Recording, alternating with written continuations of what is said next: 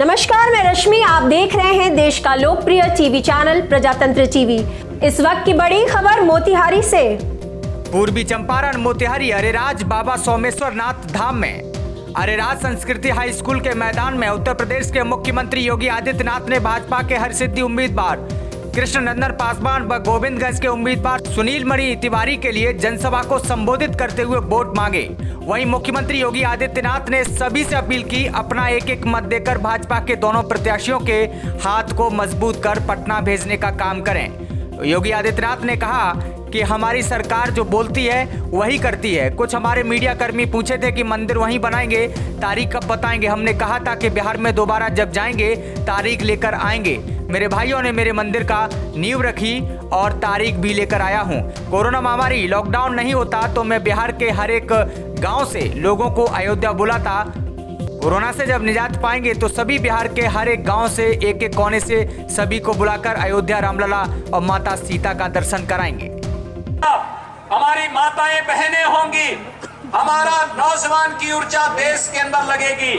आत्मनिर्भर पैकेज की घोषणा इसी आधार पर प्रधानमंत्री मोदी जी ने किया। और भाइयों बहनों, देखते ही देखते 80 करोड़ गरीबों के लिए निःशुल्क खाद्यान्न की व्यवस्था,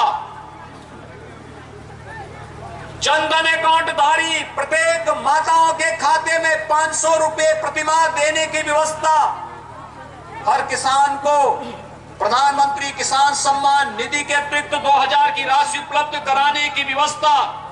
ये प्रक्रिया निरंतर चली और बिहार चंपारण का क्षेत्र हो, सिवान गोपालगंज का क्षेत्र हो, ये तो सब उत्तर प्रदेश से जुड़ा हुआ क्षेत्र है।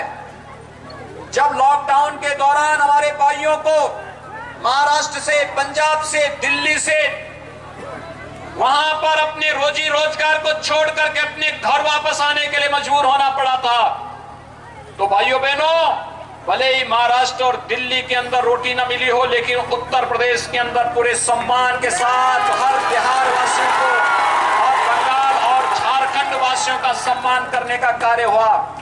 लोग मुझसे पूछते थे कि आखिर आप इतना क्यों मेहनत करना चाहते हैं, आपकी सरकार इतनी मेहनत क्यों कर रही है। मैंने कहा देखो, मोदी जी ने कहा कोई फूका नहीं रहना चाहिए।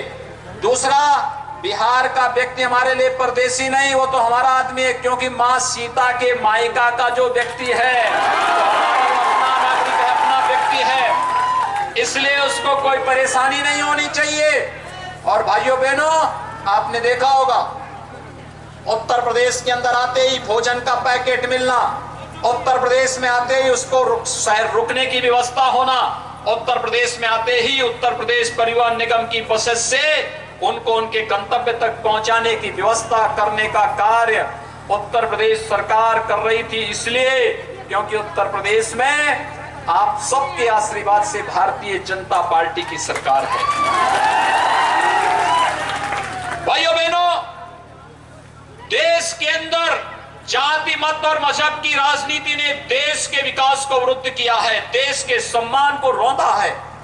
और आज आवश्यकता है हमें देश के अंदर विकास में अवरुद्ध और देश के सम्मान को रौंदने वाले इस प्रकार की किसी भी विकृति को फिर से नहीं पनपने देना है। प्रधानमंत्री मोदी जी ने 2019 में दूसरी बार प्रधानमंत्री पद की शपथ लेते ही एक संकल्प लिया और कहा था, पहला 5 वर्ष गरीब कल्याण के लिए, अगले 5 वर्ष देश के उत्थान के लिए। देश के उत्थान के लिए जो कार्य प्रारंभ हुए हैं, आपने देखा होगा, पहले कश्मीर में हमारे जवान आतंकवादियों के कायराना हमलों के साथ शहीद होते थे, लेकिन आज कश्मीर